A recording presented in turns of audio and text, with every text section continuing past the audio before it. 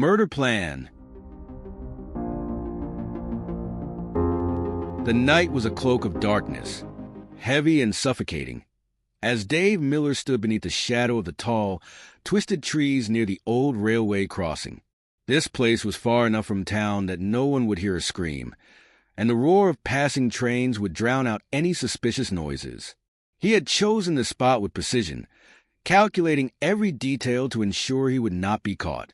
Tonight, he would end it all, and no one would ever know. The moon was hidden behind thick clouds, leaving the scene cloaked in a haunting dimness. The distant hum of an approaching train sent vibrations through the cold ground, a subtle reminder that time was ticking. Dave checked his watch, the hands glowing faintly in the dark. Martin Sparks would be here any minute, drawn in by the cryptic message Dave had sent him. Dave's mind was a storm of conflicting emotions, rage, desperation, and a sense of grim resolve. He ran a hand through his unkempt hair, eyes darting around the clearing. The towering oaks and dense underbrush surrounded the tracks like silent sentinels, shielding the area from prying eyes. There was no better place for what he was about to do. His fingers trembled slightly as he reached into his coat pocket and pulled out the gun. The cold metal felt heavier than he remembered, a physical manifestation of the burden he was about to shoulder. He could still back out, couldn't he? But the thought of Martin Sparks' smug face, that arrogant smile that had haunted him for months, hardened his resolve. Bastard, Dave muttered under his breath, his grip tightening around the gun. Sparks had taken everything from him. His job, his reputation, and worst of all, his peace of mind. Dave's life had unraveled thread by thread until all that was left was a man pushed to the edge. Tonight, he would push back. The distant whistle of a train pierced the silence, and Dave's heart began to race. The sound was growing louder, rumbling through the ground like the growl of some great, unseen beast. It was the perfect cover, just as he had planned. He took a deep breath, steadying himself, the cold night air filling his lungs. There was no turning back now. A crunch of footsteps on gravel sent Dave's nerves jangling. He whipped around, eyes narrowing as he saw a figure emerging from the darkness. Martin Sparks, just as expected. The man's confident stride and the way he carried himself made Dave's blood boil. How could Sparks still walk around with that same arrogance after all he had done? "Dave," Martin called out, his voice carrying over the sound of the approaching train. "I got your message. What's this about? Why here, in the middle of the night?" Dave stepped forward, keeping the gun hidden behind his back. He forced a smile, though it felt more like a grimace. "Thanks for coming, Martin. I needed to talk to you." Away from prying eyes, Martin raised an eyebrow, clearly intrigued but not alarmed. "Talk? About what? We haven't exactly been on good terms lately, have we?" Dave could hear the mockery in Martin's voice, that infuriating tone that suggested he knew he held all the power. Sparks thought he had won, that Dave was nothing more than a defeated man grasping at straws. Well, he was about to find out just how wrong he was. "Yeah, you're right," Dave said, his voice barely more than a whisper. "We haven't been on good terms at all. You ruined everything for me, Martin." Martin's smile widened, his eyes glinting with amusement. "Ruined? Come on, Dave. You did that to yourself. I just happened to be there when the opportunity arose. That's business." Dave's grip tightened on the gun behind his back, his knuckles turning white. The roar of the train was getting louder, the ground beneath them vibrating with its approach. He had to do it now, before the moment slipped away. But for just a second, a sliver of doubt wormed its way into his mind. Was this really the answer? Could killing Martin actually fix what had been broken in his life? Martin took a step closer, mistaking Dave's silence for hesitation. "Look, if this is some kind of twisted attempt to get back at me, I'd suggest you think it through. You're already a mess, Dave. Don't make things worse for yourself." That was the last straw. Dave's vision blurred with rage, and the roar of the oncoming train filled his ears like a scream. Without thinking, he pulled the gun from behind his back and aimed it at Martin's chest. For a brief moment, Martin's confident smirk faltered, his eyes widening in disbelief. "Dave, what the hell are you doing?" Martin's voice wavered for the first time, a hint of fear creeping into his tone. "What I should have done a long time ago," Dave hissed. His finger hovered over the trigger, his heart pounding so loudly it almost drowned out the sound of the train. Martin's hands went up, a futile gesture of surrender. "Wait! You don't have to do this. We can—" But it was too late. The train was almost upon them, its blaring horn splitting the air like a knife. In that instant, Dave squeezed the trigger. The gunshot was almost lost in the roar of the passing train, but the flash of the muzzle lit up Martin's horrified face for just a second before he crumpled to the ground. The train thundered past, its blinding lights streaking through the darkness, and Dave stood there panting, the gun still smoking in his hand. For a moment, he was frozen, unable to believe what he had just done. The weight of it all crashed down on him like a wave, but at the same time, there was an odd sense of relief, a twisted satisfaction. Martin Sparks was dead. The man who had destroyed his life was gone. Dave stumbled backward, the world spinning around him. He had done it. He had actually done it. But as the last car of the train disappeared into the darkness, leaving only the sound of the wind rustling through the trees, a cold realization set in. There were no cheers of victory, no sense of triumph, only a deep, gnawing emptiness. Dave turned and ran, disappearing into the forest like a shadow, leaving Martin's lifeless body behind on the gravel. The spot that he had thought was perfect for his crime had now become his own personal hell, a place he would never be able to forget. The echoes of the gunshot, mingled with the roar of the train, would haunt his dreams for years to come. But for now, all he could do was run. Dave Miller sat on the edge of his bed, staring into the darkness of his cramped apartment. The only light came from the faint glow of the street lamp outside, its weak beams cutting through the slats of his dusty blinds. In his hand, he clutched an orange prescription bottle, its label worn and peeling. The rattling sound of the pills inside had become a familiar comfort over the years, like a lullaby for a restless mind. He poured a couple of tablets into his palm, his fingers trembling slightly, and dry swallowed them. The bitter aftertaste lingered on his tongue, a reminder of all the nights he had been forced to rely on these pills just to get a few hours of sleep. It had been this way for years, his mind plagued by the ghosts of his past, by the decisions that had dragged him into a pit of despair. But that would all change tonight. He had made up his mind. Martin Sparks would pay for everything, and then maybe he would finally be able to sleep. They never truly worked. Not when his thoughts were a raging storm, a relentless tide of what-ifs and regrets. Every time he closed his eyes, he saw Martin's face, that arrogant smirk that had haunted him for years. The memories came flooding back unbidden, like a film playing in his mind's eye. Martin Sparks, with his perfect smile and slicked back hair, always a step ahead, always looking down on him with that mocking gaze. Dave had trusted him once, back when they were business partners, before Martin had turned on him. Martin had orchestrated a scheme that left Dave bankrupt, his reputation in ruins, all while making himself a tidy profit. "Bastard," Dave muttered under his breath, his jaw clenched so tight it hurt. He could still remember that day, the way Martin had coolly explained it was just business, as if destroying a man's life was just another deal. And now, here he was, years later, still picking up the pieces of a life that had shattered like glass. But the sleepless nights, the anxiety, the pills, none of it mattered anymore. Tonight, it would end. Martin's death would be the final chapter, the closure he desperately needed. The pills began to take effect, dulling the edges of his thoughts. But instead of drifting into sleep, Dave found himself wide awake, staring at the cracked ceiling. He laughed bitterly. Even with the pills, peace eluded him. But he told himself it was only because the problem hadn't been dealt with. Once Martin was gone, that smug smile wiped off his face forever.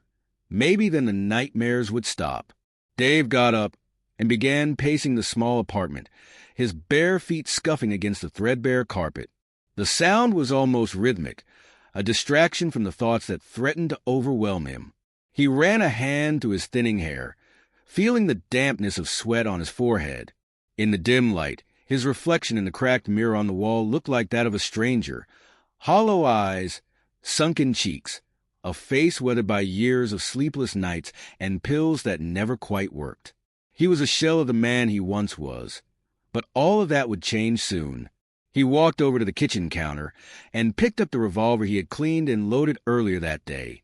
The cold metal felt solid and reassuring in his hand, like an anchor in the chaos of his mind. He had rehearsed the plan over and over. He would lure Martin to the old railway crossing, the perfect spot where the sound of the trains would cover everything. It was secluded, a place where no one would stumble upon them. After tonight, he whispered to himself, staring down at the gun, it will all be over. A sudden knock at the door jolted him from his thoughts. His heart skipped a beat, and for a moment he was paralyzed, staring at the door as if it were a ticking bomb. Who could it be at this hour? He quickly stashed the revolver under a stack of newspapers on the counter and approached the door cautiously. "Who's there?" he called out, his voice hoarse. "Mr. Miller, it's Officer Henson," came a gruff voice from the other side. "I just need a quick word with you." Dave's mind raced. Why was a cop here now? Had someone found out about his plan? For a moment, panic clawed at his throat, but he took a deep breath, forcing himself to stay calm. He couldn't afford to act suspicious. Opening the door just a crack, Dave peered out at the uniformed officer standing in the dimly lit hallway. Officer Henson was a familiar face, an old beat cop who occasionally checked on the tenants in the building, especially the ones who seemed to be losing their grip on reality. "What is it, officer?" Dave asked, trying to keep his voice steady. Henson gave him a concerned look, taking in Dave's disheveled appearance. "Just making my rounds, Mr. Miller. You've been keeping to yourself a lot lately. Everything all right?" Yeah, everything's fine," Dave replied a little too quickly, wiping a hand across his sweaty forehead. "Just, trying to get some rest." The officer's eyes narrowed slightly, lingering on the dark circles under Dave's eyes, the way his fingers twitched at his sides. But after a tense pause, Henson nodded. "All right then. Just take care of yourself, all right? We don't want any trouble." Dave forced a smile. "No trouble here, officer. Just trying to get some sleep." With a final suspicious glance, Henson turned and walked away, the sound of his heavy boots echoing down the hallway. Dave shut the door and leaned against it, letting out a shaky breath. That was too close. If the cop had seen the gun, if he had pushed just a little harder, Dave's entire plan would have unraveled. He took a moment to collect himself, his mind racing. This was a sign, a warning that he had to move quickly before anyone else could intervene. Grabbing the revolver from under the newspapers, he checked the bullets one last time. The pills hadn't given him the peace he sought, but the gun would. Once Martin Sparks was dead, once the source of all his sleepless nights was silenced, maybe, just maybe, he could finally rest. Dave slipped on his coat, the heavy fabric weighing on his shoulders like the burden of all his years of torment. As he stepped out into the chilly night, the city around him was quiet, almost as if it were holding its breath. The railway crossing wasn't far, and soon Martin would arrive unsuspecting, thinking this was just another business deal gone awry. But for Dave, it was the end of years of torment, the end of sleepless nights, and perhaps the beginning of something that had eluded him for so long: peace. The weeks that followed the wedding felt like a haze to Dave Miller. On the outside, everything seemed perfect. He and Rebecca had returned from their honeymoon, and life appeared to settle back into a rhythm. The grand wedding, the smiles, the laughter, it was as though everything was falling into place. But beneath the surface, Dave's anxiety churned constantly. Every day, he walked into the office with his heart in his throat, afraid that someone would see through his carefully constructed mask. The pressure mounted every time he passed a colleague, Every time someone asked about the wedding, it was as if the entire office was watching him, waiting for him to slip up, to make a mistake. But it wasn't just the weight of his guilt that weighed him down. It was the overwhelming fear that one of his colleagues, someone innocent, would take the fall for what he had done. That fear became reality one rainy Tuesday morning when Dave arrived at the office to an unsettling atmosphere. There was an air of tension in the hallways, whispers darting around like electricity.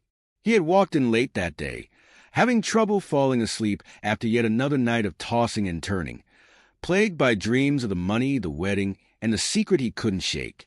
As he passed the conference room, he overheard the unmistakable sound of raised voices. "Are you sure about this?" he heard one of the managers, Carl, ask. "It's a substantial amount of money missing. We can't just sweep this under the rug." "Why would we? The evidence is clear. We know it was Davis. He was the last one to access the accounts before the transfer happened," came the sharp response from another manager, Linda. Dave froze in his tracks, the blood draining from his face. Davis? What was happening? His stomach twisted as he slowly approached the door, his heart hammering in his chest. He could feel his palms growing clammy, but he forced himself to stay still, to listen. "I've already alerted HR. He's going to be fired today." "It's the only thing we can do," Linda continued, her voice sharp with certainty. "We've been doing business with him for years. No one would have expected this." Dave's breath caught in his throat. Davis. It wasn't him. It couldn't be. Dave had known Davis for years. They had been colleagues, friends even, and now the man was being accused of a crime he didn't commit, a crime Dave himself had orchestrated. He stepped back, his mind reeling. Davis was a good guy. He had a wife, kids. He wasn't even in the financial department. Dave had never once thought about implicating him, and yet here he was, caught in the crossfire of Dave's desperate actions. And the worst part, Dave had no idea how to stop it. The following hours were a blur. Dave watched in a sickening mix of horror and guilt as Davis was escorted out of the building by security, his face pale and stricken with disbelief. He didn't understand why it was happening. Dave had watched him plead his innocence, watched as the HR representative coldly handed him his termination letter, and Dave did nothing. Inside, he felt like he was suffocating. Every step Davis took toward the exit, every glance cast in his direction, weighed heavily on him. But he couldn't act. He couldn't speak up. His silence was deafening. If he spoke now, if he admitted to his crime, he would lose everything, his job, his career, and worst of all, his freedom. Dave sat at his desk, staring at his computer screen as though it could somehow give him the answers. His hands were shaking, his mind a whirlwind of conflicting thoughts. He wanted to confess. He wanted to run to Davis, pull him aside, and tell him the truth, that it was Dave, not him, who had stolen the money. But what good would it do? The company was already looking for a scapegoat, and Davis was an easy one. He didn't have the knowledge of the financial systems that Dave did. It made sense to blame him. Dave rubbed his temples, trying to steady his thoughts. He had gotten away with it so far, but watching Davis, a man who had never harmed anyone, being dragged out of the building in disgrace, had shattered him. He couldn't help but picture Davis's wife at home, her face full of concern, wondering why her husband had been falsely accused. He could already imagine the fallout, the rumors, the gossip, the damage to Davis's reputation. "What did I do?" Dave muttered under his breath, sinking lower in his chair. At lunch, the office buzzed with hushed conversations. People were talking about Davis's sudden termination. Some speculated about why he'd been fired. Others whispered about his supposed embezzlement. But no one suspected the truth. No one suspected Dave. "Did you hear about Davis?" Carl asked, his voice low as he sat next to Dave at the break room table. "Man, I still can't believe it. He seems so, I don't know, trustworthy, you know?" "Yeah," Dave replied quietly, his voice hollow, his thoughts miles away. "It's crazy. He's a good guy. Just doesn't make sense." "You think it could have been someone else?" Carl asked, leaning in as if trying to get a secret out of Dave. "I heard rumors it wasn't him, that maybe someone planted the evidence." Dave's heart skipped a beat. "What do you mean?" he asked, his voice strained. "Well, people have been talking. Some think the company is trying to cover something up. Too many questions, not enough answers.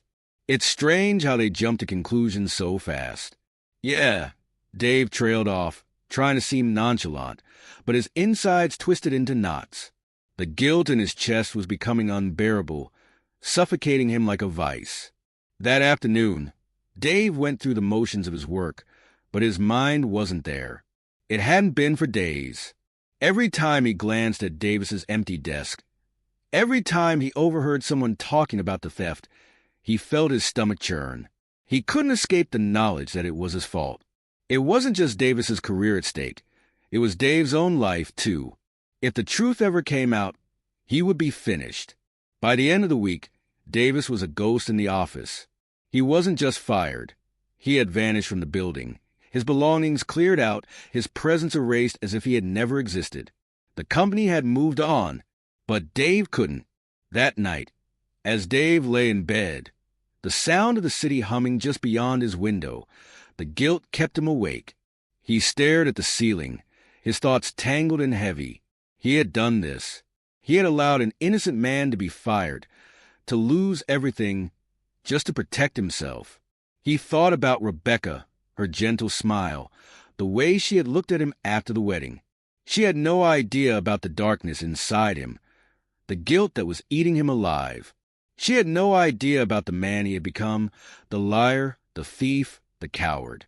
And as he closed his eyes, he knew that as long as he stayed silent, as long as he did nothing to fix the wrong he had committed, he would never find peace.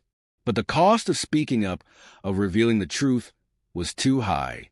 So he did what he always did when the pressure became unbearable. He buried it.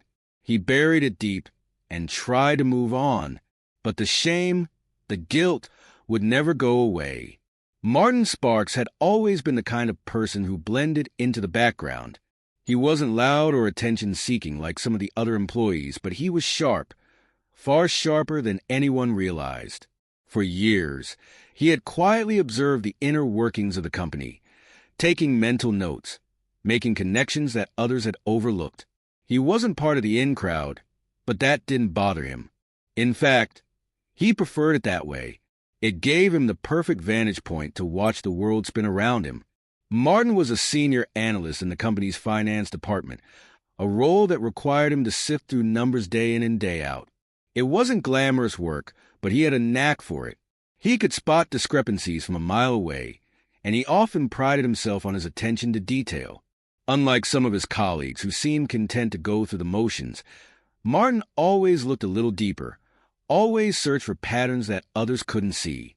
It was on one of those late-night shifts when everyone else had gone home and the office was empty except for a few dedicated souls that Martin's instincts led him to something he hadn't expected, a series of odd financial transactions. It started with a few small transfers that didn't seem to make sense in the grand scheme of things. Then, as he dug deeper, he found more. A significant sum of money had been moved, $50,000, quietly shifted into a secondary account, with no proper justification or documentation. As Martin examined the company's accounts, he saw that the records had been tampered with. Someone had been playing with the numbers, and they were good at it. It wasn't just incompetence. It was deliberate. The moment Martin saw the pattern, his heart began to race. He understood what he was looking at. This wasn't a simple mistake. Someone had stolen that money, and they had been careful, meticulous even. It wasn't just a large sum that caught his attention. It was the precision with which the money had been moved. The transfers had been planned in advance, and the evidence had been carefully concealed. Whoever had done this had been smart enough to cover their tracks, but not smart enough to escape his watchful eye. Martin leaned back in his chair, the hum of the fluorescent lights above him filling the otherwise silent office. He wasn't surprised by what he discovered. After all, he had always suspected that someone in the company had been less than honest. The higher-ups had been talking about mergers, acquisitions, and massive budgets for months, and it was clear that money was slipping through the cracks. Martin had always suspected that there was more going on than anyone was willing to admit. And now, here it was, a smoking gun. The $50,000 was gone, and it had been stolen right under everyone's noses. His mind raced as he thought about the next steps. He could go to HR, to the board of directors, and expose the thief. But Martin wasn't an idealist.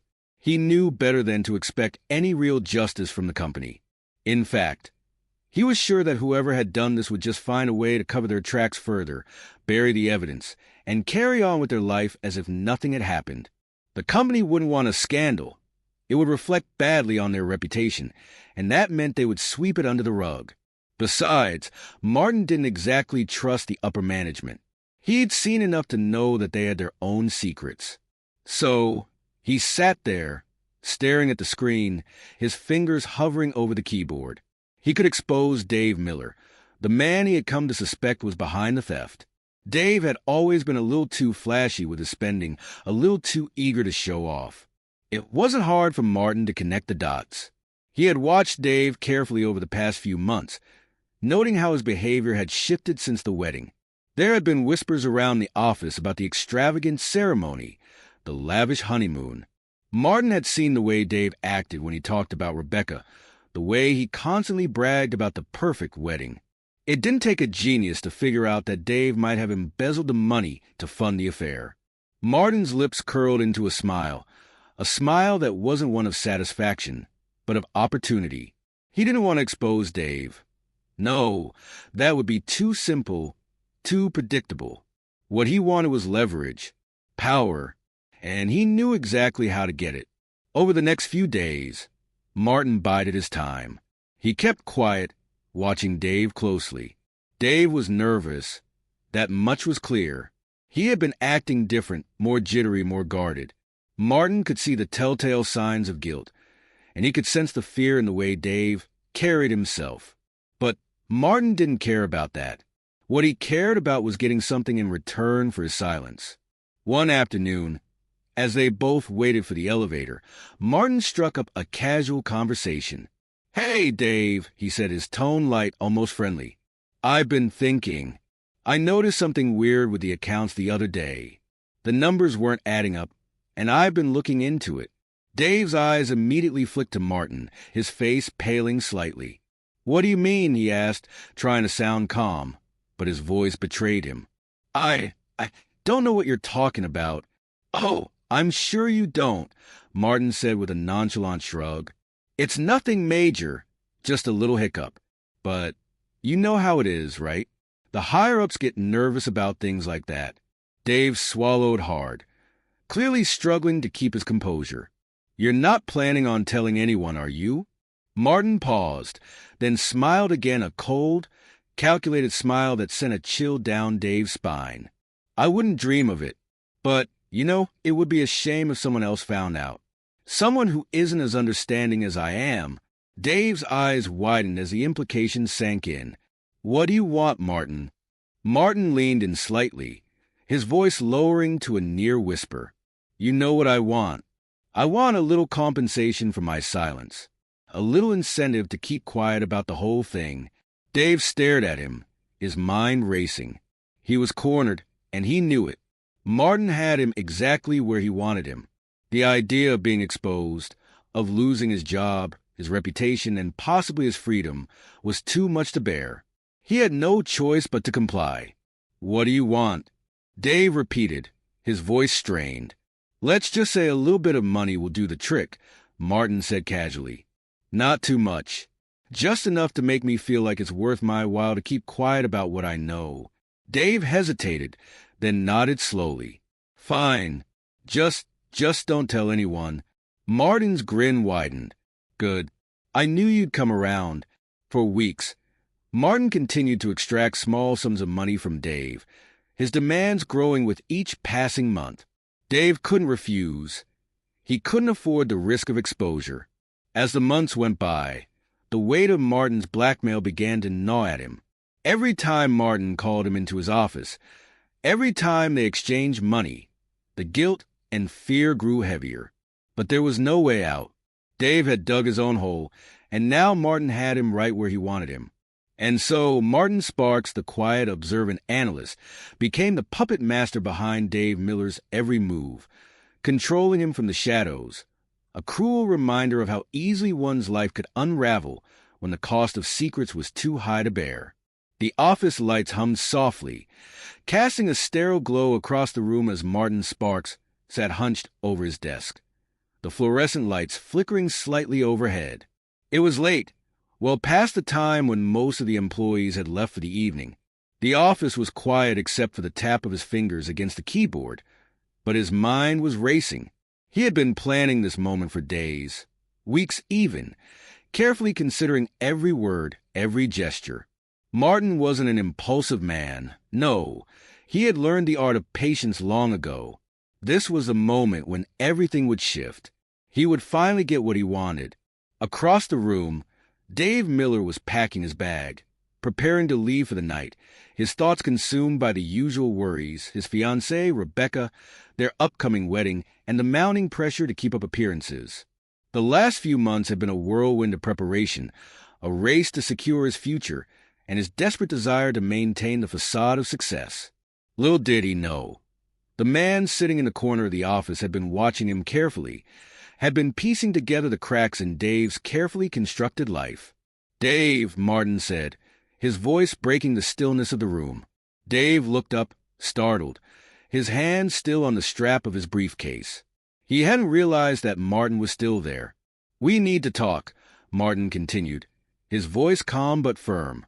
There was an edge to it, a subtle undertone that sent a chill down Dave's spine. Sure. What about?" Dave asked, feigning nonchalance as he set the briefcase down on the floor beside him. He could feel his heart rate pick up, his stomach twisting into knots. Martin's gaze was cold, calculating. Martin stood up slowly, walking over to Dave with the deliberate pace of someone who knew they had control. He didn't say anything right away, instead letting the silence stretch between them. The tension in the air was palpable. Martin could see the unease in Dave's eyes, the slight tremor in his hand as he shifted his weight nervously.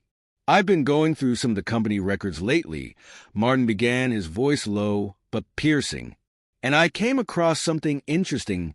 Dave's blood ran cold. He swallowed hard, his throat dry. "What do you mean interesting?" he asked, trying to sound casual, though the sweat on his palms betrayed his growing anxiety. "You know exactly what I mean," Martin said, stepping closer now, his voice barely above a whisper. "The $50,000 you embezzled, Dave. The money you thought no one would notice." Dave's face went pale, and for a moment he couldn't find his voice. The walls seemed to close in around him, the weight of Martin's words sinking in. His eyes darted toward the door, as if considering running, but he knew that would be futile. Martin had him, and they both knew it. I don't know what you're talking about," Dave stammered, but even to his own ears, the lie sounded weak. He had been careful, hadn't he? He had covered his tracks, erased his traces. No one should have known, but here Martin was, staring at him with a look of quiet certainty. "Oh, don't play dumb, Dave," Martin said with a smirk, leaning in just a little closer. "I've seen the transfers, the way you moved the money, how it was hidden under layers of accounting. You thought you could just get away with it, didn't you?" His voice dropped, and for a moment there was a chilling silence. "Well, I'm afraid you were wrong." Dave's pulse quickened. He had no idea how Martin had figured it out, but there was no denying it now. The evidence was there, and Martin had seen it. Dave had no choice but to face the truth. "What do you want, Martin?" Dave's voice was barely a whisper, the fear in his chest tightening like a vice. Martin's smile deepened, but there was no joy in it.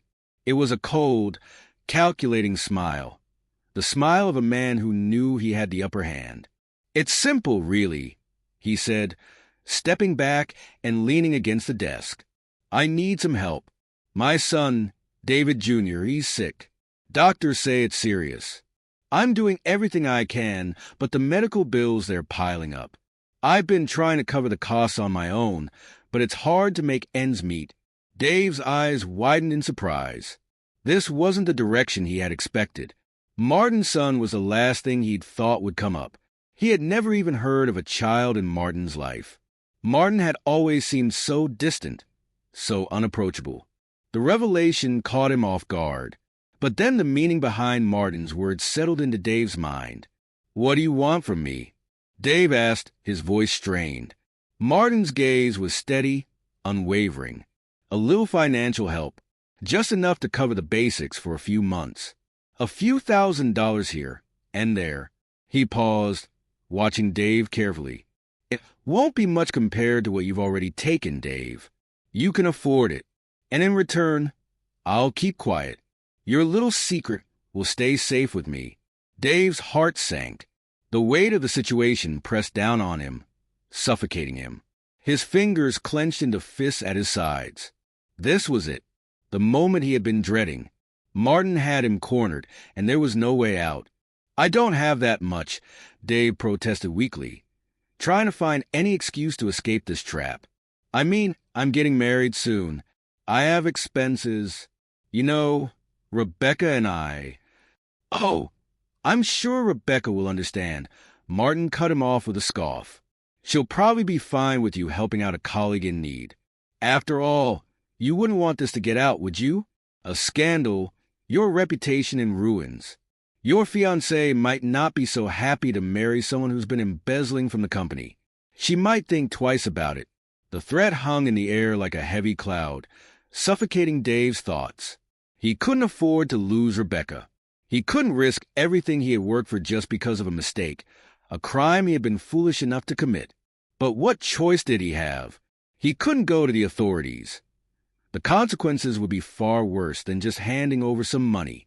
I'll get you the money," Dave finally muttered, his voice barely audible, the weight of defeat crashing down on him. "How much?" Martin's eyes gleamed with satisfaction. He leaned forward, his hands resting on the edge of the desk. "Good. I knew you'd see things my way. Just remember, Dave, I'm watching. Don't try anything funny. A few $1,000s is a small price to pay for keeping everything quiet, don't you think?" Dave nodded, unable to speak. His stomach twisted with guilt, but he knew he had no choice. He had been trapped, and now Martin held all the cards. As Martin turned to leave, Dave stayed seated, his head in his hands, wondering how far this would go, how much more would be demanded of him, and what would he do if Martin's demands became too great. But for now, there was no answer, only the overwhelming weight of his mistake. Dave Miller had always prided himself on his ability to maintain control, to juggle the demands of his high-powered job and his seemingly perfect life with Rebecca, his beautiful fiancée. Their wedding had been everything they'd dreamed of, grand, extravagant, a reflection of the future he had meticulously crafted for them both. But underneath the surface, cracks had started to appear in the life he had built. It all started with that fateful conversation with Martin Sparks. At first, it seemed like an easy enough bargain. Give the man a few $1,000s, and he would keep quiet about Dave's embezzlement. A small price to pay for keeping his secret safe. But as the months wore on, Martin's demands became more frequent. Each time, they were more specific, more substantial, and more dangerous. In the beginning, the sums had been modest, $2,000 here, $5,000 there. Martin had claimed that his son's medical expenses were mounting, that he needed money for hospital bills, for treatments that insurance wouldn't cover. Dave had been desperate, eager to avoid any scandal, and he'd handed over the money with a mix of dread and relief. He could afford it at the time, but soon, the payments started to cut deeper into his finances. Rebecca, of course, had no idea. She was wrapped up in their busy lives, her attention consumed by the endless wedding plans and her career. Dave had always been a good husband-to-be, keeping up the appearances, showering her with gifts, making sure she never suspected that anything was amiss. They went on vacations, attended glamorous parties, and lived a life that many envied. But behind the closed doors of their home, Dave's heart began to sink. The first time Martin had demanded $15,000, Dave had almost lost his composure. He'd tried to protest, to come up with excuses, but Martin had only leaned back in his chair, calm and calculating, as though the amount was insignificant. "You want to keep your secret safe, don't you, Dave?" he'd said, his voice smooth, almost mocking. "Just think of it as an investment in your future. Your precious Rebecca, your life together. Wouldn't want anything to ruin that, would we?" Dave had felt trapped, but the fear of losing everything, the reputation he had worked so hard to build, his relationship with Rebecca, the luxurious lifestyle, had pushed him to find a way to scrape together the money. He called in favors, drained his savings, and even took out a loan. But it was never enough. The more Dave gave, the more Martin wanted. Weeks later, when the amount had climbed to $25,000, Dave was beginning to crack. He was barely able to make the payments without dipping into savings and using credit cards to cover the gap. But what could he do? Every time he tried to take a stand, Martin would remind him of his secret, of the lies he had woven, and Dave would back down. It was a constant battle within himself, a struggle between the guilt of his actions and the terror of being exposed. One afternoon, Dave sat in his office, staring blankly at his computer screen. The phone rang and his heart skipped a beat. It was Martin. He had become accustomed to the tension in his chest every time the phone rang, but now it felt like a constant companion, always there, lurking. "Hello, Dave." Martin's voice came through the receiver, smooth and almost friendly. "I trust you're doing well today." Dave forced a smile, even though he knew Martin couldn't see him. "Yeah, just busy with work. You know how it is." "I do," Martin replied, the slight pause in his voice sending a shiver down Dave's spine. "Listen, I need to talk to you about something. It's important." Dave's heart began to pound. He had learned to fear these conversations, to dread the tone in Martin's voice when the man had something new to demand. "What is it?" he asked, trying to sound composed, though the fear was rising in his throat. "I've been thinking," Martin began, his tone turning colder. "Your payments have been adequate, but we're running out of time. My son's condition is deteriorating. The bills are becoming more than I can handle. I'm afraid I'll need more to cover the expenses, Dave. I'm going to need $50,000 this time." Dave's stomach turned. He felt the blood drain from his face. He had no idea how he was going to get that much money. His mind raced, but the fear paralyzed him. I don't have that much," he stammered. "I don't know how I can." "I'm sure you'll find a way," Martin interrupted, his voice taking on an edge. "Your life is too good to risk losing it all, don't you think? You're in too deep now, Dave. We wouldn't want Rebecca finding out about your little side project, would we?" Dave closed his eyes, rubbing his temples as a wave of dizziness swept over him. The weight of it all, his crimes, the lies, the fear of exposure, was crushing. He couldn't bear the thought of losing Rebecca. She would never forgive him if she found out. "I'll figure something out," he muttered, his voice hollow, devoid of hope. "You better," Martin said, the cold satisfaction in his voice unmistakable. "I'll expect the money by next Friday. If not, well, let's just say things will get very unpleasant for you." The line went dead, and Dave sat there, frozen in place, the phone still pressed to his ear. He hadn't heard the sound of the dial tone, hadn't even realized Martin had hung up. His mind was spinning, trapped in a whirlwind of desperation. $50,000. Where would he get that kind of money? He had already drained most of his savings, and now the bills were piling up. The wedding was fast approaching, and he had to maintain the illusion of wealth and success. If Rebecca knew what was really going on, it would all come crashing down. The days that followed were a blur of stress and anxiety. Dave barely slept, his thoughts consumed with how to handle Martin's growing demands. He called in favors, dipped deeper into his savings, and even took on high-interest loans. But no matter how much he scraped together, it was never enough. Martin always seemed to want more, his demands growing more frequent, more expensive. Rebecca, ever the supportive fiancée, remained blissfully unaware of the storm brewing behind the scenes. She noticed Dave's stress, his increasing mood swings, but he always managed to brush it off, offering her reassuring smiles and promises that everything would be fine. He had to keep up the act. He had to make her believe that their life was perfect, that they were on the brink of something wonderful. But as the months dragged on, the weight of the blackmail became unbearable. Dave knew he was running out of time, that sooner or later, Martin's demands would push him over the edge. There was no way out. The more Dave tried to pay him off, the more Martin tightened his grip, and Dave was losing control of everything. His life, once carefully orchestrated, was unraveling.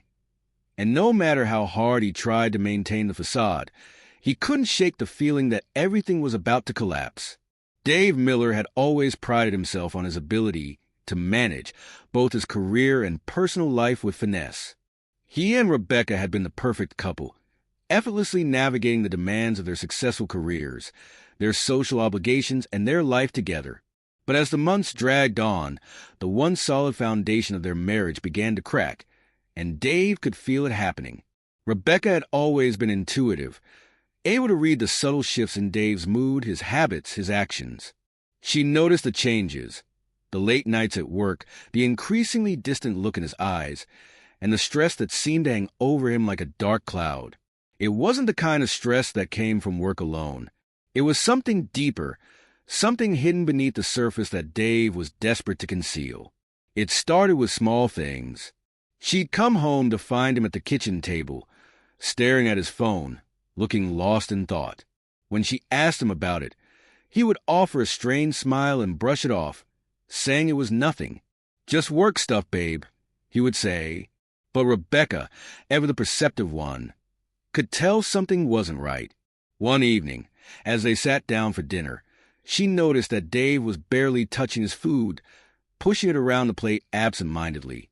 His mind was clearly elsewhere, and Rebecca couldn't help but feel a twinge of frustration. She had always been supportive, always willing to listen when he needed to talk. But lately, it felt like he was pulling away from her, retreating into a world of his own. "Dave, what's going on?" she asked, her voice tinged with concern. "You're acting distant. Are you seeing someone else?" The words hit Dave like a slap to the face. He froze, his fork hanging midair, his heart pounding in his chest. Rebecca had always been understanding, patient, but this was different. The suspicion in her voice, the hint of accusation, made his stomach churn. He quickly put his fork down, shaking his head. "What? No. Of course not, Rebecca." His voice was defensive, but he couldn't shake the guilt that clawed at him. How could he explain the real reason he had been so distracted? How could he admit that his financial troubles, his crumbling sense of control, were all because of the blackmail that Martin Sparks had been holding over him? Rebecca studied him, her brow furrowing. "Then what is it? Why are you so distant lately? It's not just work. It's like you're hiding something." Dave wanted to tell her everything. He wanted to come clean, to confess the blackmail, to explain how he had been pushed into a corner, but the words caught in his throat. The fear of losing her, of losing everything, held him back. He couldn't tell her the truth. He couldn't bear the thought of her knowing that he had betrayed her trust, that he had gotten himself into a mess that he might never get out of. "I'm just stressed, Rebecca," he said, trying to sound convincing. "It's work, and everything's piling up. You know how it is. But I'm not seeing anyone else. I swear." But Rebecca wasn't convinced. She had known him long enough to see through the lies, to sense when something was wrong. She didn't buy the excuse he was offering, and it gnawed at her. The more Dave tried to brush it off, the more suspicious she became. As the days went by, Rebecca's mind began to race. She'd catch Dave in little lies, tiny inconsistencies in his stories. He'd say he was going to the office to work late, but sometimes she'd catch him on the phone with someone else, speaking in a tone that was too intimate, too familiar. He'd promised to go out and run errands, but would return hours later, his expression tense, and his eyes filled with guilt. And when she asked him where he'd been, his responses were vague, lacking the usual warmth and confidence that had once characterized their relationship. One evening, after a particularly tense dinner, Rebecca couldn't hold back any longer. The suspicion that had been growing in her chest burst forth in a flood of frustration and anger. She slammed her hand on the table, making Dave jump. "Dave, what's going on with you?" she demanded, her voice shaking with emotion. "I know something's wrong. Why won't you just tell me?" Dave looked up at her, his heart pounding in his chest. He could see the hurt in her eyes, the pain that she was trying so hard to mask with anger. He had never wanted to hurt her, but now the walls he had built around himself were crumbling, and he could feel the weight of his lies pressing down on him. "I told you, Rebecca, it's work," he said, his voice quiet but firm. "There's nothing else going on. I'm just stressed. I swear." But Rebecca wasn't buying it anymore. The doubt had taken root in her mind, and it was growing. She had seen the signs, and now she couldn't ignore them. "You're lying to me, Dave. I don't know what it is, but you're lying. I can see it." Dave stood up abruptly, the tension between them thickening like a storm cloud ready to burst. "I'm not lying. I'm just trying to fix things, okay? But I can't do it if you keep questioning me all the time." Rebecca stood as well, her face flushed with anger. "Fix things? Fix what? What have you been doing, Dave? Where's all the money going? We're barely keeping up with our bills, and you're acting like everything's fine. I've been patient, but I can't keep pretending I don't see what's happening." Dave swallowed hard. He had never been good at handling confrontations like this, especially not with Rebecca. He had always prided himself on being able to provide for her, to give her everything she wanted. But now, it felt like his world was slipping through his fingers. How could he explain the truth, the blackmail, the manipulation by Martin that had drained his resources? How could he confess that, instead of buying her gifts or planning for their future, he had been handing over money to keep his darkest secret hidden? "I told you, I'm not seeing anyone else," Dave said, his voice growing more desperate. "I'm just trying to fix everything. We'll be fine, okay? Just trust me." But Rebecca shook her head, the tears welling up in her eyes. "I can't trust you if you keep hiding things from me, Dave. I can't live like this. I don't know who you are anymore." Dave closed his eyes, the weight of the truth suffocating him. He wanted to reach out to her, to tell her everything, but he was terrified of what would happen if he did. What if she couldn't forgive him? What if the life they had built together, everything they had worked for, fell apart? As the weeks went on, the tension between them only grew. Rebecca's suspicions deepened, and Dave's desperation mounted. Every time she asked about the money, about his behavior, he found himself lying again, trying to cover up the truth. But with each lie, the distance between them grew wider, and the cracks in their marriage deepened. They were no longer the couple who had once dreamed of a perfect life together. Instead, they were two people locked in a battle of secrets, lies, and unspoken truths, unable to break free from the web they had woven. Dave Miller sat in his dimly lit living room, the hum of the refrigerator the only sound breaking the silence that weighed heavily on him. The stack of bills on the coffee table seemed to grow higher each day, reminders of how much he was sinking under the pressure.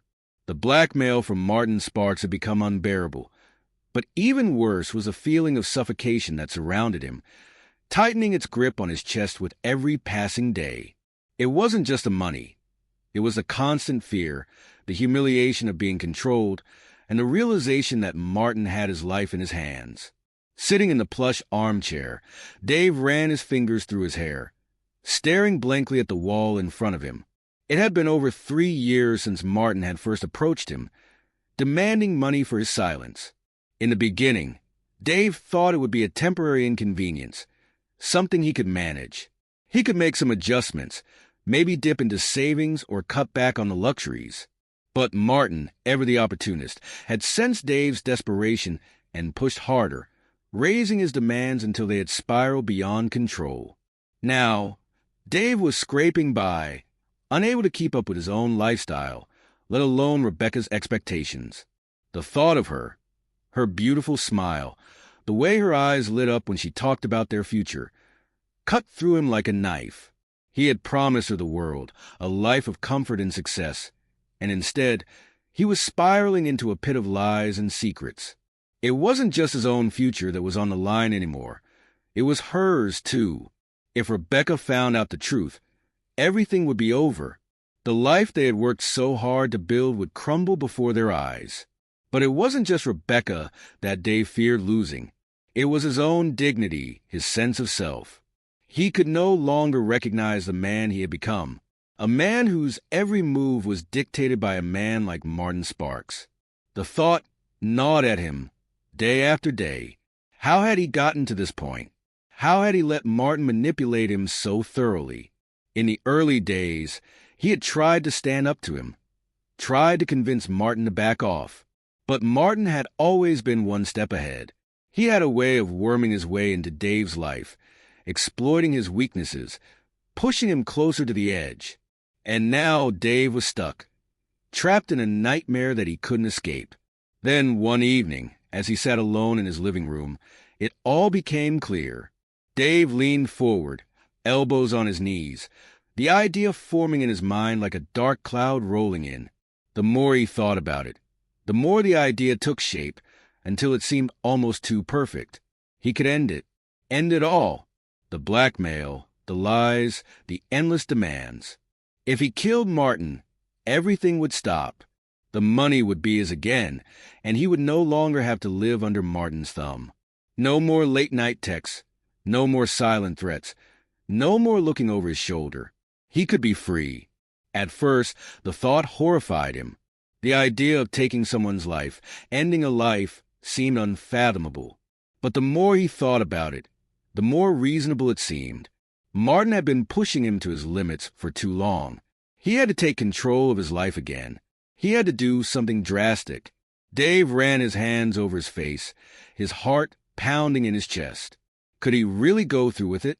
The fear of being caught, the risk of everything falling apart, held him back. But then another thought crossed his mind. What if he didn't get caught? What if he planned it perfectly, erased all traces of evidence, and made it look like a random robbery gone wrong? The more he imagined the perfect scenario, the more confident he became. He could get rid of Martin without anyone ever suspecting him. He knew Martin's routine by heart. How he always walked to his car at 6:30 every evening, his steps slow and deliberate. Dave could intercept him on the way, slip the knife between his ribs, make sure Martin wouldn't survive.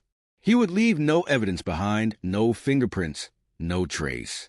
The first plan seemed simple enough, but then doubt crept in. What if Martin fought back? What if someone saw him? Someone who could testify against him? What if Rebecca found out? No! It wasn't worth the risk. He couldn't do it like that. The second plan involved poison. Dave considered lacing Martin's drink with a slow-acting poison, something that would take a few hours to show symptoms, making it seem like a sudden illness. But even then, the idea of poisoning someone seemed too messy. What if the symptoms showed up too early? What if he got the dose wrong? There were too many variables. He couldn't keep the plan in his head for long before he scrapped it. Days passed and the pressure mounted. Every conversation with Rebecca felt like a lie.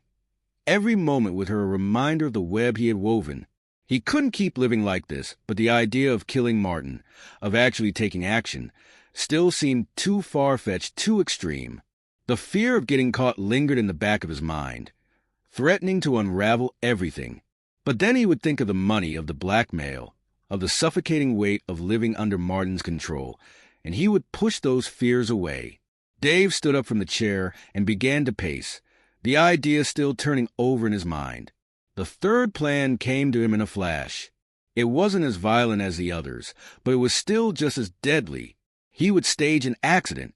He could wait until Martin was on his way home, then push him into the path of an oncoming car.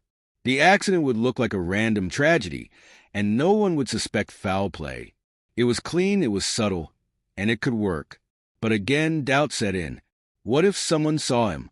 What if he made a mistake? There was no such thing as a perfect crime. That night, Dave sat up in bed, his mind racing. Every plan he came up with seemed fraught with risk. He was on the edge of a decision, a precipice that would change everything. He didn't know how much longer he could keep living like this, under Martin's thumb, playing the role of the obedient employee and husband. Something had to give.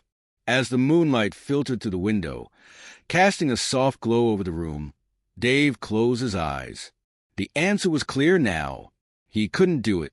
He couldn't kill Martin, not now, not yet. The fear of being caught, the fear of losing everything was too great. But he knew this wasn't the end of it. The blackmail would continue. The pressure would mount, and eventually he would have to make a choice. Dave lay awake in the dark, the weight of his own thoughts pressing down on him.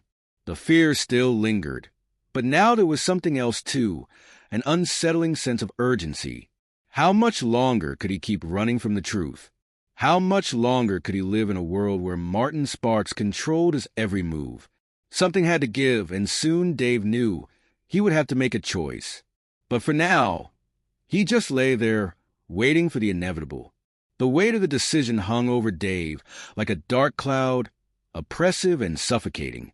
After weeks of sleepless nights, the endless spiraling thoughts, and the nagging fear of being exposed, Dave finally had his plan.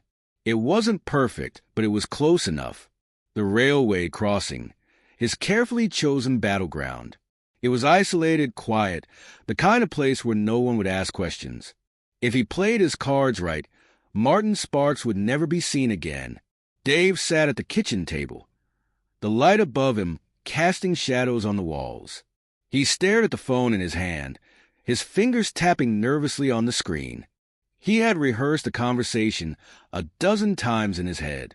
He needed to sound convincing, to sound like the Dave Martin knew, the one who was compliant, desperate, and easy to manipulate. He had to make Martin believe that this wasn't about anything other than money. The blackmail, the demands, the sickening stranglehold that Martin had over his life. "Hey, Martin, it's Dave," he said, his voice steady despite the racing thoughts in his head. "Listen, I've been going over things, and I think I can get the money for you. I just need some time to gather it. Rebecca's out of town for the weekend, so it's just me here. How about you come over to my place tonight?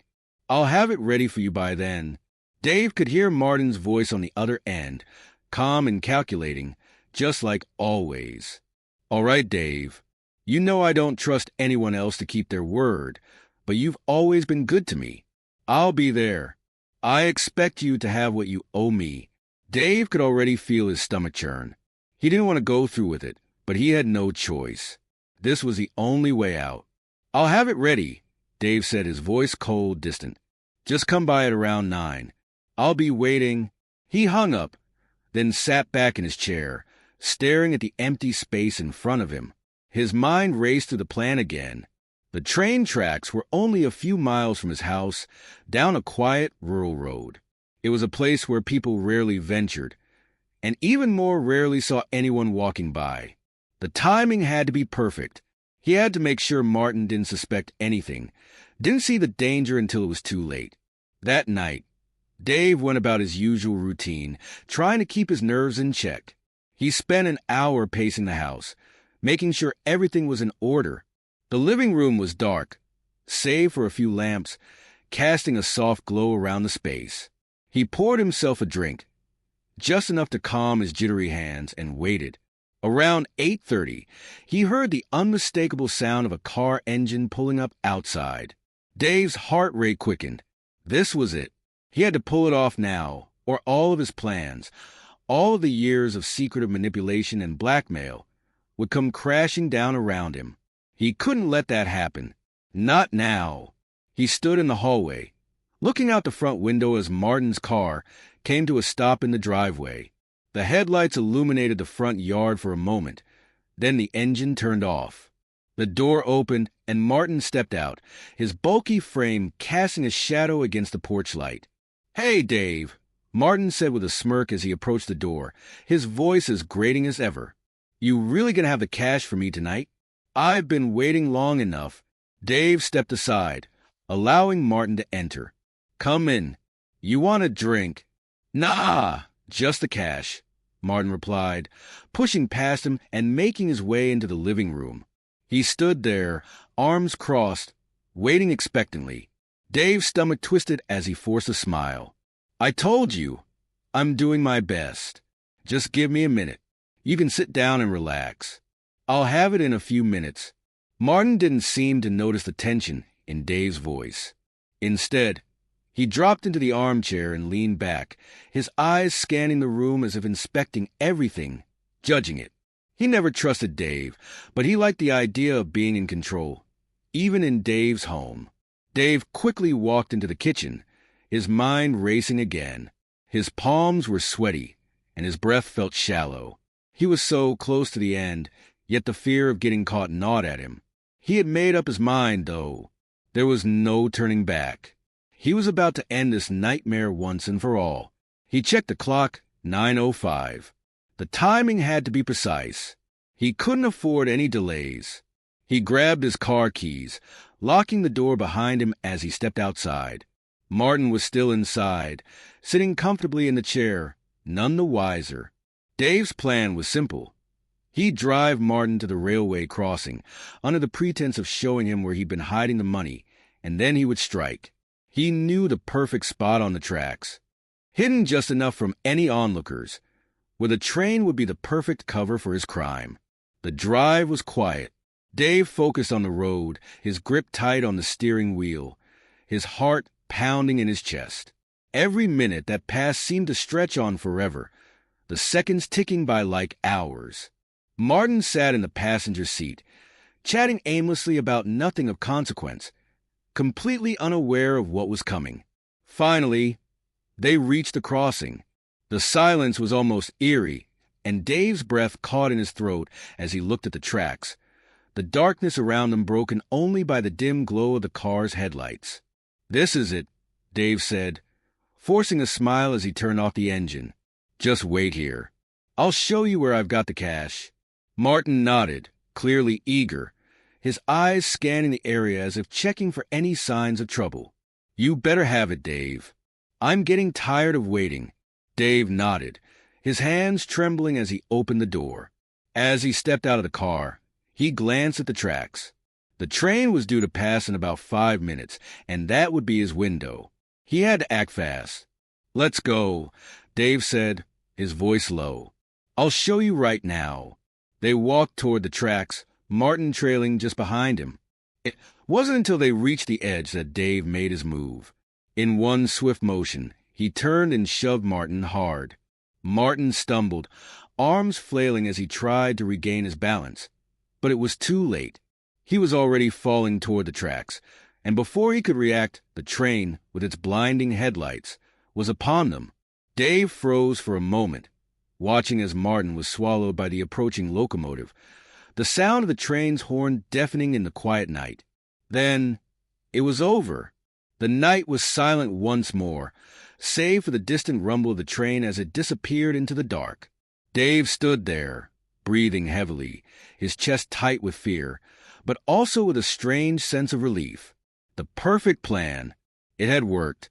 Dave walked back to his car, his mind racing, but in the back of his mind, he knew it was only a matter of time before the consequences caught up with him. The evening air outside was thick with tension, every breath Dave took feeling heavier than the last. He couldn't shake the feeling that he was edging closer to a precipice, a point of no return. Tonight, he had to make everything fall into place. There would be no turning back after this. Dave paced around the kitchen, his fingers twitching as he reached for the bottle of whiskey resting on the counter. He had already mixed the sleeping pills into a glass of water. 6 pills, more than enough to knock Martin Sparks out cold, leaving him vulnerable and defenseless. But just to be sure, he needed a drink, something to calm his nerves, something to fortify him against the dread gnawing at his insides. He opened the whiskey, the scent of aged oak and alcohol filling the room. Pouring it into a glass, he added the remaining pills, stirring the concoction slowly, watching the pills dissolve into the amber liquid, their presence nearly invisible but undoubtedly potent. When Martin arrived, Dave knew the moment would be upon him. He didn't want to have any more time to second-guess himself. The plan was simple. Get Martin drunk, get him weak, and then lead him to the railway crossing.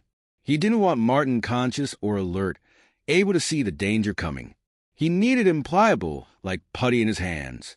A few minutes later, the doorbell rang. Dave stood up abruptly, his heart pounding. This was it. His palms were sweaty as he wiped them against his pants. He quickly grabbed the drink, ensuring the pill-infused whiskey was the one he offered to Martin. He knew Martin wouldn't suspect anything. He would just see it as a gesture of camaraderie, a way to seal their uneasy truce. When Dave opened the door, Martin stood there, a smug expression on his face as he stepped into the house. "You ready to make things right, Dave?" Martin's voice dripped with condescension. He was already anticipating his victory. Dave, the trembling wreck, the man who had always folded under pressure. Dave hated him for it. "Yeah, come on in. Drink," Dave offered, trying to mask the panic rising in his throat. "Sure, why not? I've been wondering, is that cash ready yet?" Martin's voice was sharp, as if he had come expecting something more than just a drink. Dave poured the whiskey into the glass, the amber liquid swirling as he handed it to Martin. His hands were steady now. He couldn't afford to falter, not with everything on the line.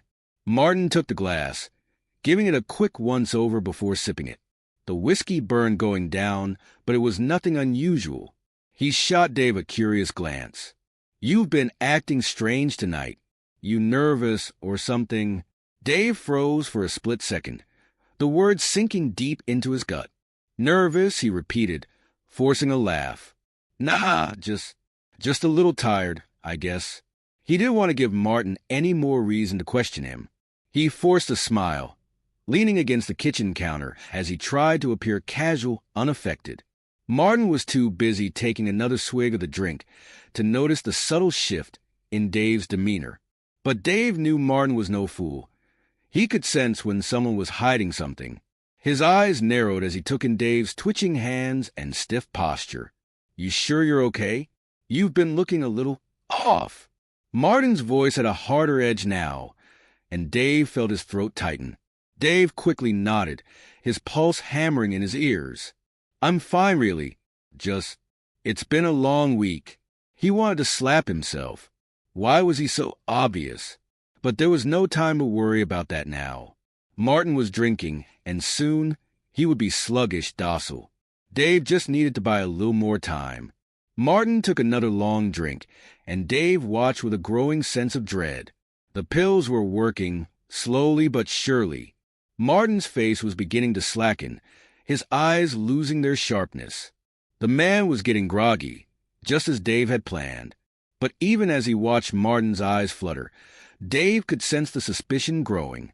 Martin wasn't a complete fool. He had had too many experiences with shady characters, and he wasn't about to fall for a trap so easily. His eyes shifted back to Dave, narrowing slightly as if trying to peer beneath the mask he was wearing. "You're acting weird, Dave," Martin repeated, his voice slow and deliberate now, as if trying to analyze Dave's every move. "What's really going on?" For a moment, Dave felt a chill run through him. The tension in the air thickened, and his heartbeat felt like it was ringing in his ears. Could Martin be on to him? Could he sense the danger, the growing fog of deceit and fear that was clouding the room? But then, just as quickly, Martin seemed to let it go. He took another gulp of the drink, this time slower, almost methodical. Whatever. You've always been weak. I guess it makes sense that you'd act like this." He waved a dismissive hand, as if brushing off any concern. "I'm used to it. You're not the type to stand up to anyone, not even me. It's fine. I'll get my money, and you'll get back to your little life. As usual." Dave couldn't help the bitter laugh that escaped him. The truth hurt. Martin was right. Dave had never stood up to him. Not in any meaningful way. He had always folded, always backed down, and now it had led him here, to this very moment. "Yeah, that's right," Dave said, forcing the words out. "You'll get your money." But inside, the feeling of relief was swelling. Martin had drunk enough. Soon, he'd be completely vulnerable. nothing more than a helpless fool in Dave's hands. The moment of reckoning was approaching, and Dave could already feel his grip on the situation tightening. As the minutes dragged on, Martin grew quieter. His eyelids drooped as the alcohol and pills mixed in his system, slowing his thoughts and making him forget about everything else. His head lolled slightly, and his words started to lose their edge, growing more slurred as the mixture took its toll. You really gonna do it this way, Dave?" Martin mumbled, his speech thick. You don't have to." But Dave was already standing, his movements slow but determined. "I'm sorry, Martin," he whispered to the unconscious man slumped in the chair. "But you've left me no choice." As Martin's breathing grew shallow, Dave grabbed the keys to his car and motioned to the door. He couldn't afford to waste any more time. The train would be there soon, and Martin needed to be at the tracks, unconscious and unaware of what was about to happen. Dave's heart pounded in his chest as he dragged Martin to the car, his mind racing through the final details of his plan. He had done it. He had finally trapped the man who had haunted his every waking moment. The end of Martin Sparks was near. "Everything will be over soon," Dave muttered under his breath as he drove away from the house, the weight of his actions slowly sinking in. He didn't know whether it was the pills or the adrenaline, but for the first time in years, he felt a strange, cold peace. Dave had always been meticulous, his every move calculated, his every decision weighed carefully. For the last few days, he had been planning Martin Sparks' death with the precision of a masterful chess player, setting up his opponent for a final checkmate. And now, with everything in place, he was about to execute his plan. It had been the perfect ruse, one that would leave no trace of his involvement. The house was eerily quiet, save for the occasional tick of the clock in the hallway. Dave stood in the study, the low light casting shadows on his face as he adjusted the hands of the clock on the wall.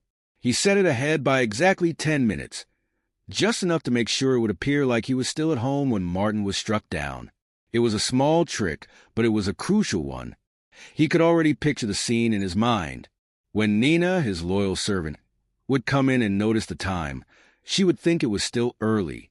She had always been a stickler for punctuality, so she would undoubtedly check the clock as soon as she entered. When the police arrived later, they would find the clock showing that he had been home well after Martin had been murdered. It was perfect. The time discrepancy would be his alibi. A wave of nausea hit Dave as he realized just how far he had gone. He was about to kill someone who had tormented him for years. Someone who had pushed him into this dark corner, forcing him to take desperate measures. But as he stood there, his fingers still on the clock's hands, the gravity of the situation finally started to sink in. It wasn't just about the murder anymore. It was about everything that had led him to this moment. The lies, the blackmail, the stolen money, the decaying marriage. It had all come down to this. His thoughts were interrupted by the sound of footsteps. Nina entered the room, her presence as calm as always. She was a woman of few words, but her silence spoke volumes. She noticed the clock first. "Mr. Dave, the clock's a bit fast today," she remarked casually, her eyes flicking between him and the timepiece. Dave forced a smile, trying to mask the unease creeping up his spine. "Oh, I must have said it wrong. Don't worry about it. You know how I am with clocks. Always tinkering with them." He tried to sound dismissive, but he could feel his palms sweating, his heart racing. Nina nodded, as if accepting his explanation without question, and continued about her duties. Dave watched her go, a strange sense of relief washing over him. Nina was so loyal, so trusting. She would never suspect him of such a thing. She wouldn't even know the clock was set ahead, unless she started checking it against her own watch, which was unlikely. With Nina's departure, Dave exhaled slowly, his heart still racing. He wiped his hands on his pants and stepped toward the door. Martin was waiting, unaware of the trap he was walking into. The night was cold and damp as Dave led Martin down the quiet streets, the sound of their footsteps muffled by the thick fog that clung to the ground. Martin stumbled beside him, his movements slow and clumsy, the effects of the drugged whiskey taking full hold. His eyes were half-lidded. His speech slurred as he mumbled about something Dave couldn't quite make out. You sure this is a place?" Martin muttered, his words barely more than a whisper, his voice laced with confusion. Dave didn't answer at first. He only nodded, his mind racing as he considered the final details of his plan. The railway crossing wasn't far now, just a few more blocks. It was secluded, hidden from view by the thick trees and brush that lined the tracks. It would be the perfect spot to make Martin disappear, without anyone being the wiser. They walked in silence for a moment, the only sound being the distant hum of a passing car. Martin was clearly struggling to stay conscious, his steps uneven, his body swaying with each movement. Dave had drugged him well, making sure he would be incapacitated enough to follow him willingly, without a fight. But there was always the possibility of Martin fighting back, of him somehow resisting. Dave had to be ready for that.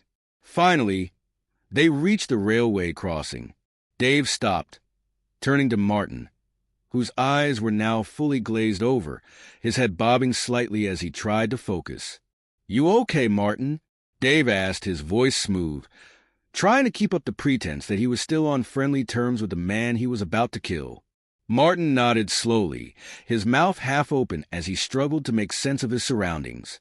Yeah, I just need a little rest." Everything spinning. Dave knew it was now or never. He had to act quickly. "Let's just talk for a moment," he said, gesturing to the space beside the tracks. "Let's work this out, once and for all." Martin stumbled forward, his hand brushing against Dave's arm for support. Dave fought to keep his composure, the adrenaline surging through him as he tried to maintain control of the situation. "This is it, Martin," Dave continued, his voice low, almost soothing. "This is where we end all of this. No more blackmail, no more threats. We can be done with it tonight. You can get your money, and I'll be free of you forever." Martin blinked slowly, his mind still foggy. "Yeah, free," he murmured. "Free of everything. All the crap. All the lies." He stumbled again, his body swaying dangerously. Dave stepped closer, his hand subtly reaching into his pocket. The cold steel of the pocket knife pressed against his palm. He didn't want to use it. He didn't want to mess the blood. But if things went wrong, if Martin somehow came to his senses and tried to fight, he had to be ready. Suddenly, the unmistakable sound of a train whistle broke the silence. It was coming closer, fast. Dave's heart skipped a beat. The train was nearly there, and Martin was still wobbling on his feet, utterly unaware of the danger he was in. Dave glanced at the tracks, then back at Martin, who was still struggling to stay upright. This was it. This was a moment. With the train roaring in the distance, Dave's pulse quickened. He pushed Martin forward just a little, just enough to make him lose his balance. "Martin, just one last step," Dave whispered, his words barely audible over the approaching train. Martin staggered forward, his legs giving way beneath him as he tripped. He let out a soft grunt as he fell to the ground, his face hitting the dirt with a sickening thud. Dave stood there for a moment, watching as Martin lay prone on the tracks, completely vulnerable. The train's headlights were now visible in the distance, growing brighter by the second. Martin wasn't going to move in time. Dave's heart hammered in his chest as he took one final look at the helpless man. The plan was set in motion, and now all he had to do was wait for the train to finish the job. He could feel his hands shaking, the weight of his decision pressing down on him. But it was too late to turn back. This was the end. The night was still, too still for Dave's liking. The crisp air cut through his jacket as he paced back and forth in the alley behind his house, each footstep a reminder of what he was about to do. His plan was flawless. Everything was in place. He had already drugged Martin, and now all that was left was to finish the job. The hammer sat heavy in his pocket, the weight of it pressing against his leg like a constant reminder of his impending crime. It had taken him days to prepare, days of careful planning, manipulation, and lies. This was the final act. After tonight, he would be free of the blackmail, free of the constant weight on his shoulders. But as he reached the corner of the alley, he froze. His stomach dropped, and his breath caught in his throat. The thought hit him like a punch to the gut, and for a brief, terrifying moment, he stood completely still, the world around him suddenly a blur. The house keys. He had left them inside. It was the one mistake he had been determined not to make, and yet it had happened. He could feel his heart race as the gravity of the situation sank in. The keys to the house, the only thing that would allow him to get back inside without raising suspicion, were sitting on the kitchen counter, just beyond the door. Without them, he would be forced to ring the doorbell, to make noise, to wake up the neighbors, and most importantly, to destroy his carefully constructed alibi. Dave cursed under his breath, running his fingers through his hair in frustration. The perfect plan was unraveling before his eyes. If anyone heard him ring the doorbell after the crime was committed, it would be impossible to prove that he was home the whole time. It would all be traced back to him. And worse yet, if Martin's body was found too soon, it would raise immediate questions. It wasn't supposed to happen like this. He had prepared for everything, from the drugged whiskey to the clock trick, but he had missed one crucial detail: the house keys. His mind raced, scrambling for solutions. There had to be a way around it, a way to fix the mistake. But the more he thought about it, the more impossible it seemed. The only thing he could do now was go back and retrieve the keys. But that would mean going back into the house, into a house that would soon be filled with the evidence of his crime. He turned sharply and started walking back toward the front door, trying to steady his breathing. He couldn't afford to panic now. The sound of his footsteps echoed in the cold silence, a constant reminder of the irreversible decision he had made. Martin was waiting, vulnerable, drugged beyond comprehension, and Dave had almost convinced himself that this would be easy, that everything was under control. But now, everything was slipping through his fingers. He reached the front porch, his hand trembling as he reached for the doorknob. The house was dark, quiet. Rebecca was still away, and the servants had already turned in for the night. It was the perfect time for a murder, or so he had thought. As he quietly twisted the knob and pushed open the door, a wave of panic threatened to consume him. He was entering the house without the protection of an alibi, without the knowledge that no one would question his presence. The first thing he noticed when he stepped inside was the silence. It was unnervingly quiet. Nina had already gone to bed, and the only sound that greeted him was the soft ticking of the clock on the mantel. His mind immediately focused on the ticking. The clock. He had set it 10 minutes ahead to provide his alibi. It had been a clever trick, a foolproof way to make it look like he had been home all along. But now, without the keys, without the perfect timing, it seemed like nothing more than a cruel reminder of how everything could go wrong. He moved quickly, knowing that every second spent inside the house increased the risk of someone discovering what he had done. The house felt different tonight, empty in a way that made him feel like a trespasser in his own home. He walked to the kitchen, hoping that the keys were still where he had left them, on the counter by the door. He reached out, his fingers brushing against the cold surface of the counter, and there they were, the keys. Relief washed over him like a tide, but it was brief. The damage had already been done. He had wasted precious minutes, minutes that could cost him everything. Martin was still out there, stumbling along the tracks, waiting for his death. Dave had no more time to waste. With the keys in hand, Dave moved toward the door again. He had to get back to the railway crossing. The plan was still on, but now he had to move faster than ever. The tension in his chest was unbearable, his heartbeat erratic as he stepped back outside. The cool air hit his face, but it did nothing to calm his nerves. He walked quickly, his mind still buzzing with the anxiety of the past few minutes. He couldn't afford another mistake. He had come too far, sacrificed too much, to let this fall apart now. When he reached the railway crossing, his first thought was that he was too late. But when he saw Martin, still stumbling but not yet on the tracks, he felt a wave of relief. He hadn't missed his chance. The train was still a few minutes away, and Martin was still disoriented, still unaware of what was about to happen.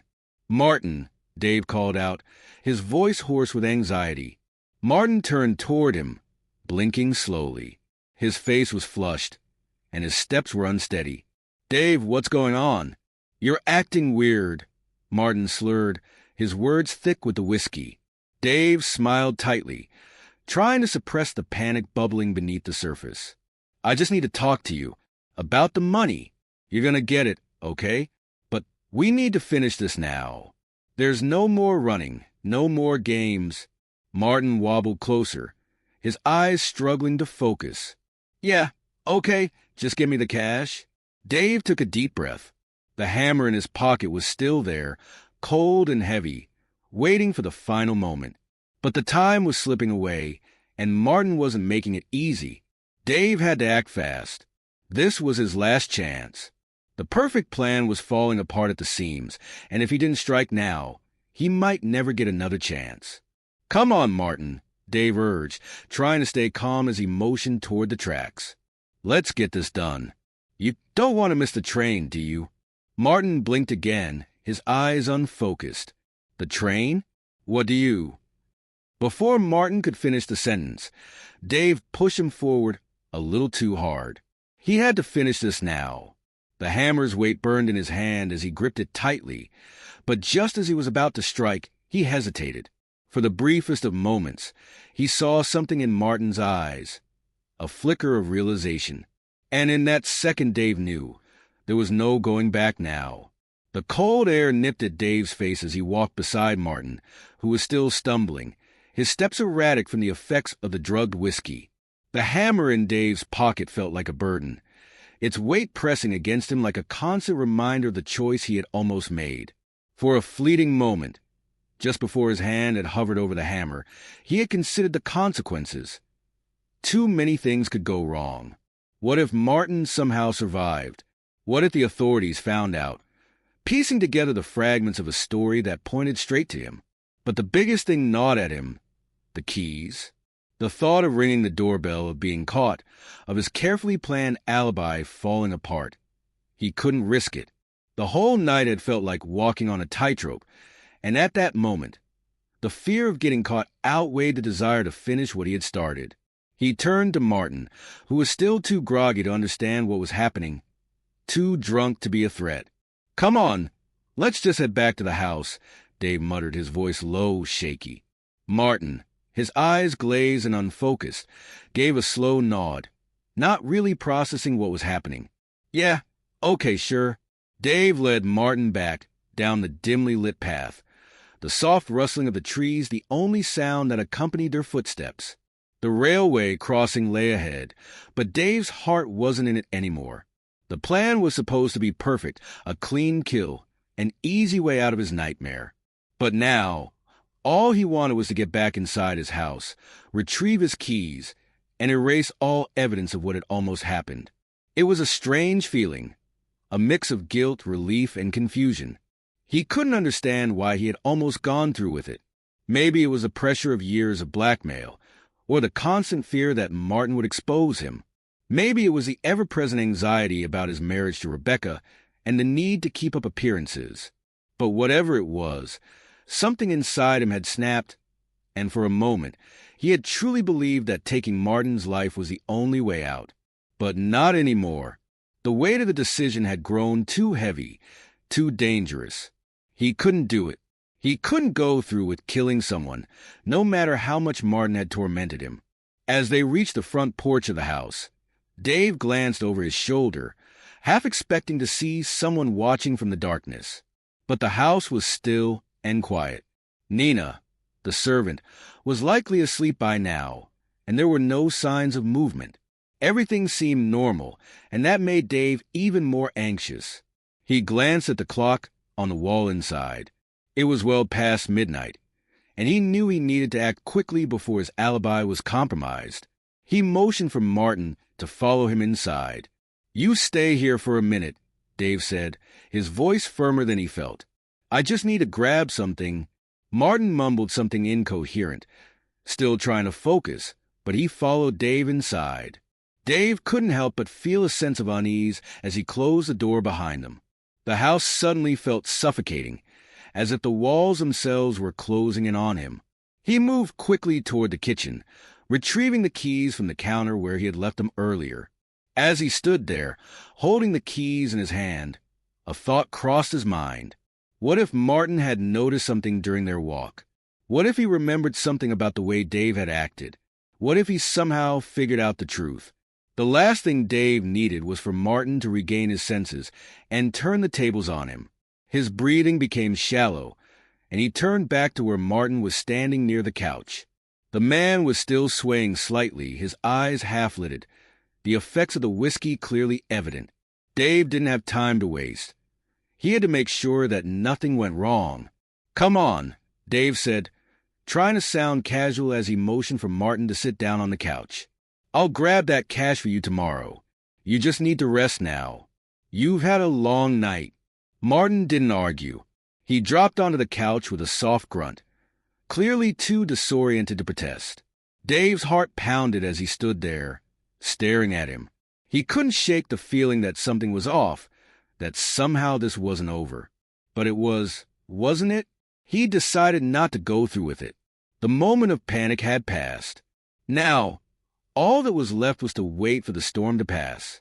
As he stepped into the kitchen to fetch a glass of water from Martin, a shiver ran down his spine. It was as though the house itself was holding its breath, waiting for something to happen. He refilled the glass and walked back into the living room, but before he could hand it to Martin, there was a knock at the door. Dave froze, the glass slipping from his hand and shattering on the floor. Who could it be at this hour? He stood there for a moment, his mind racing, trying to figure out what to do. It was too late for a neighbor, too late for anyone to be visiting. His hand instinctively reached for the doorknob. But before he could make a move, Nina appeared in the hallway, looking groggy and disoriented. "Mr. Miller, someone's outside. They said they found a body." Her voice trembled, and she looked at him with wide, startled eyes. Dave felt his heart stop in his chest. "A body," he whispered, but he already knew the answer. Without another word, he bolted toward the door. His mind was in chaos, and the shock made his body move on instinct. As he stepped outside, the first thing he noticed was the flashing lights of a police car. Officers were standing near the tracks, talking to a small group of witnesses who had gathered around the scene. "Nina, stay inside," Dave ordered, his voice shaking with an urgency he couldn't control. He walked toward the officers, his eyes darting between them and the crowd of people who had gathered around the railway crossing. It didn't take long before he heard the officer's voice ring out, loud and clear. "Martin Sparks, found dead on the tracks. Hit by a train." Dave's stomach dropped as the words hit him. He didn't need to ask any more questions. The dread that had been gnawing at him deep inside was confirmed. Martin was dead, and somehow, despite everything, despite his decision to call it off, Martin had ended up there on the tracks at the exact moment he had feared. His hands trembled as he turned back toward the house. The finality of it hit him like a wave, drowning him in guilt and confusion. He had stopped himself. He had changed his mind. But now, Martin was gone, and there was no going back. The police arrived at Dave's home early the next morning, just as the sun was beginning to rise, casting long shadows across the front lawn. The house, still in disarray from the night before, seemed almost as if it was holding its breath, as if it knew what was coming. Dave had been unable to sleep, the events of the previous night replaying in his mind over and over again. Despite his best efforts to stay calm, a gnawing sense of guilt lingered, as though the universe itself was conspiring to unravel the web of lies he had so carefully spun. As the officers approached, Dave could feel the tension in the air. They moved with purpose, their eyes scanning every inch of the property, each step measured, deliberate. Detective Harris, the lead investigator, was a tall man with a sharp gaze and a reputation for getting to the heart of every case. He wasted no time.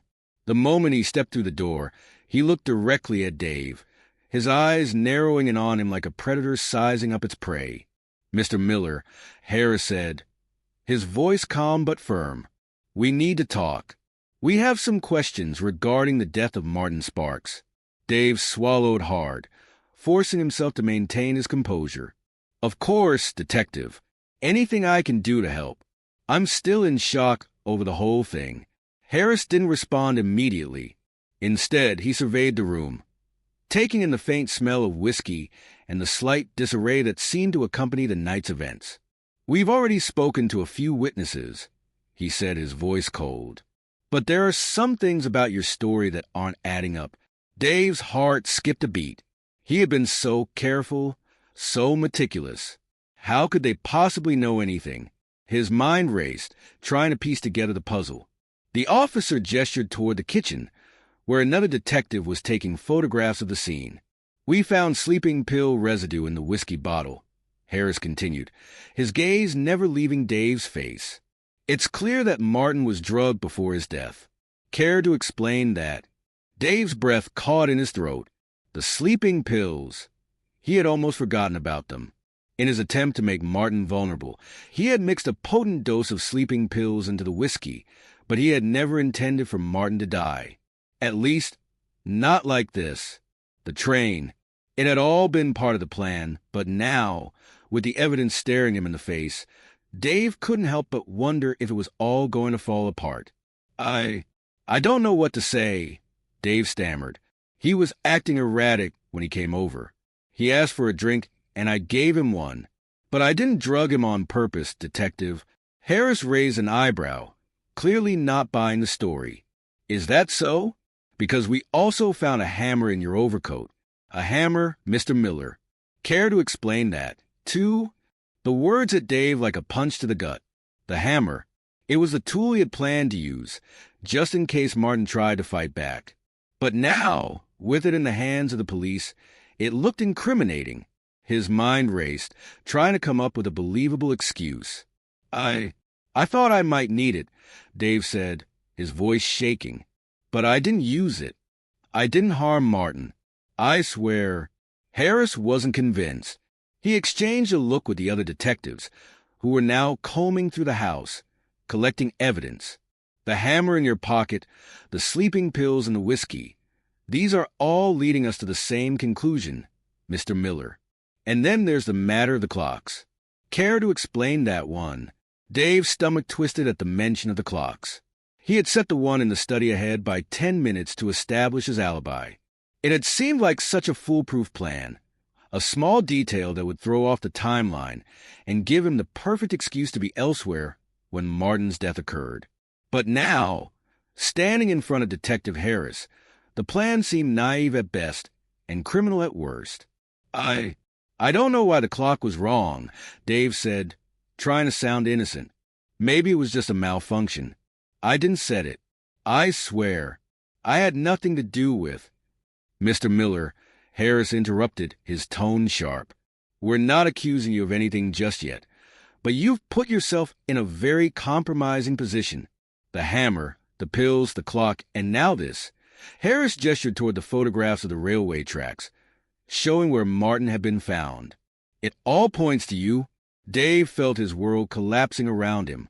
Every lie, every excuse, every small detail he had tried to manipulate was crumbling before his eyes. The police were too good, too thorough, and the evidence was stacking up against him in ways he hadn't anticipated. I didn't kill him, Dave finally said, his voice breaking. I didn't mean for any of this to happen. I was desperate. Martin, he was blackmailing me. He was going to ruin everything. My marriage, my life. I didn't know what else to do. The confession, though incomplete, hung in the air like a weight, heavy and suffocating. Harris didn't say anything at first. He merely studied Dave, his expression unreadable. You expect me to believe that? Harris said, his voice low. You didn't kill Martin, but you were planning to? You were going to push him in front of a train? And now you're telling me that it was all just a series of unfortunate accidents. Dave opened his mouth to protest, but the words wouldn't come. Instead, he lowered his head, defeated. He had spent years covering up his lies, but now they were all crashing down on him in one overwhelming flood of guilt and regret. Martin had pushed him to the edge, but it was Dave's own choices that had brought him here. Detective Harris stepped forward, his voice firm and unwavering. "You'll be hearing from us, Mr. Miller. Don't leave town. We'll be looking into everything. All of it." Dave nodded numbly, unable to respond. The weight of the situation was suffocating, and he knew deep down that he couldn't talk his way out of this one. The evidence was too strong, the police too relentless. As Harris and the detectives filed out of the house, Dave stood in the middle of the living room, surrounded by the remnants of his own lies. His heart pounded in his chest as he realized the full extent of what he had done. And as the door closed behind the last officer, Dave felt a sickening sense of finality. The game was over. The room was cold and sterile as Dave sat across from Detective Harris, the weight of his actions pressing down on him like a vice. His hands trembled slightly, and his gaze flickered nervously toward the stack of papers on the desk, the evidence that had been gathered over the past few days. His heart pounded in his chest, knowing that there was no escaping the truth now. The police had discovered the transfers, the money that had slowly been funneled into Martin's bank account over the years, the blackmail that had consumed him, and most damning of all, the clear connection between his desperation and Martin's tragic fate. Detective Harris placed the last piece of evidence on the table with a slow, deliberate motion, locking eyes with Dave. "We know everything, Mr. Miller," Harris said, his voice calm but firm. "The money transfers, the threats, your plan to murder Martin. It's all here. It's undeniable." Dave swallowed hard, his throat dry, as he felt the last vestiges of control slip away from him. He could hear his own breath coming in ragged gasps, and for the first time, he realized there was no way OU. I didn't mean for it, or it to go this far," Dave muttered, the words tumbling out in a desperate confession. "I never thought it would end like this. I wanted to stop him, stop the blackmail, stop everything, but I didn't plan for it to end in his death. I was just trying to protect my life, my marriage. And now he's gone." Harris didn't flinch at the confession. "Your actions led directly to his death, Mr. Miller. And while you didn't follow through with the murder, the manipulation, the deceit, it's all a part of it. You're responsible." Dave's shoulders slumped, and for a moment, he closed his eyes, overcome with the weight of his own guilt. The long nights of blackmail, the lies to Rebecca, the manipulation, it had all caught up with him. His choices had cost Martin his life. The officer's voice cut through his thoughts. "Dave Miller, you are hereby charged with conspiracy to commit murder. You will be sentenced accordingly." As the door closed behind the officers, Dave sat in the quiet of the interrogation room, a broken man. His once privileged life, filled with secrets and lies, had come crashing down in a single, irreversible moment. The truth was out, and there was no going back now. The life he had built was shattered, and all he could do now was face the consequences.